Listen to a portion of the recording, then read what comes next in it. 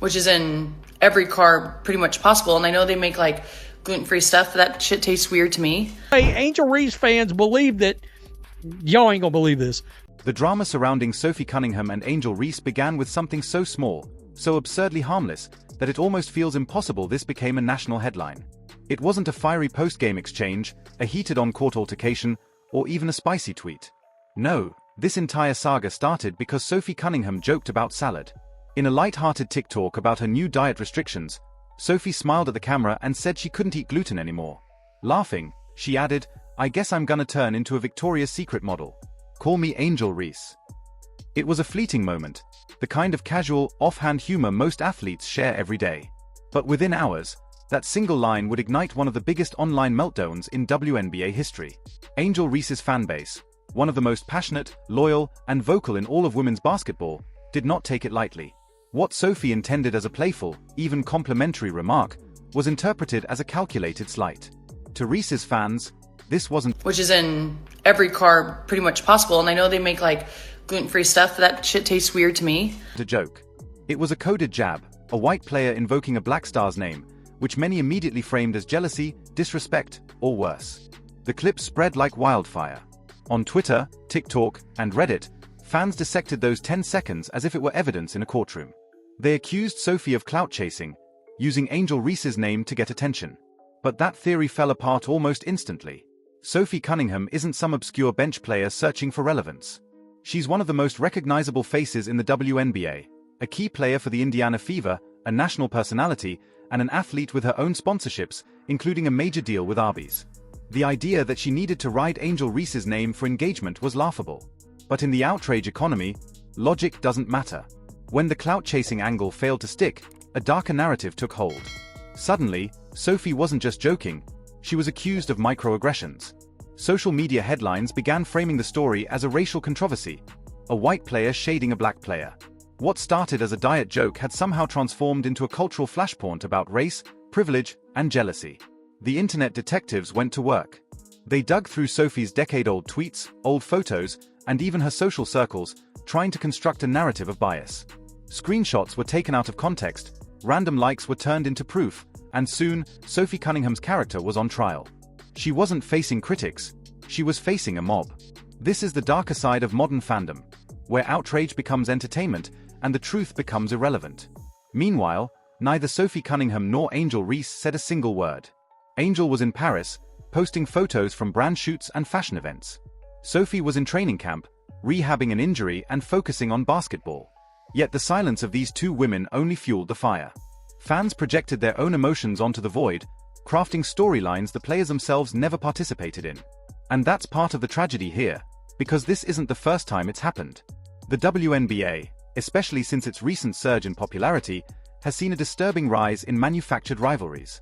Caitlin Clark versus Angel Reese. Reese versus AJA Wilson. Clark versus everyone. Now, Cunningham versus Reese. The pattern is clear. Fans and media alike are addicted to conflict. The league's which is in every car pretty much possible. And I know they make like gluten-free stuff, but that shit tastes weird to me. Growing visibility has brought in millions of new eyes. But with that growth has come a culture of division. Every smile, every side eye, every casual comment is now fuel for a week-long social media war.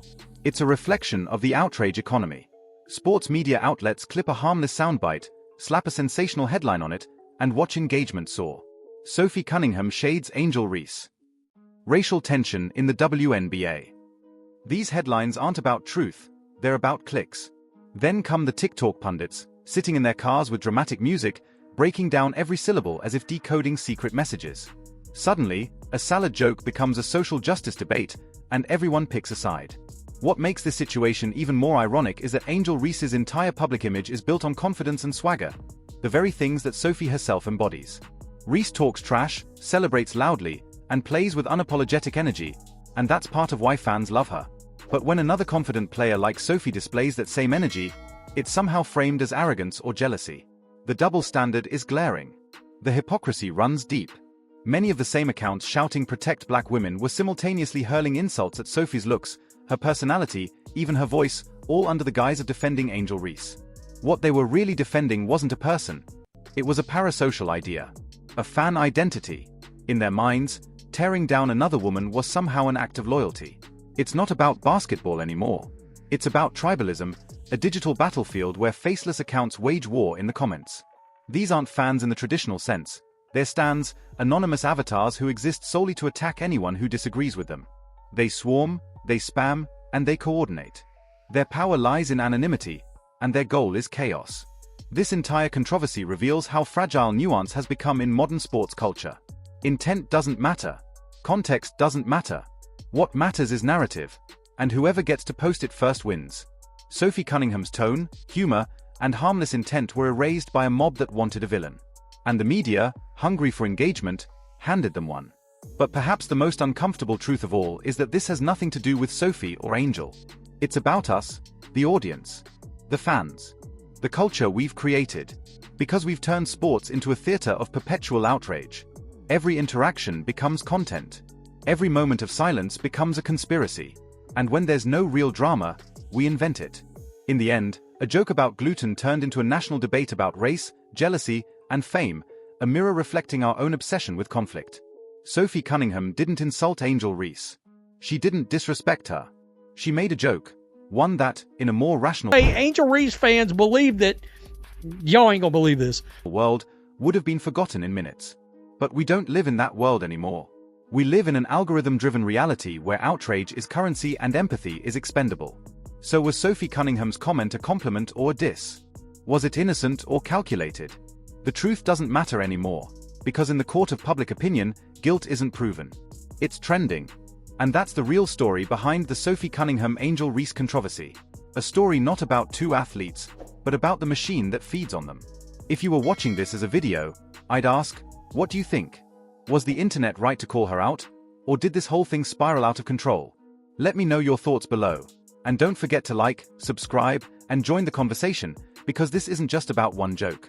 It's about how we, as fans, decide what kind of sports culture we want to build.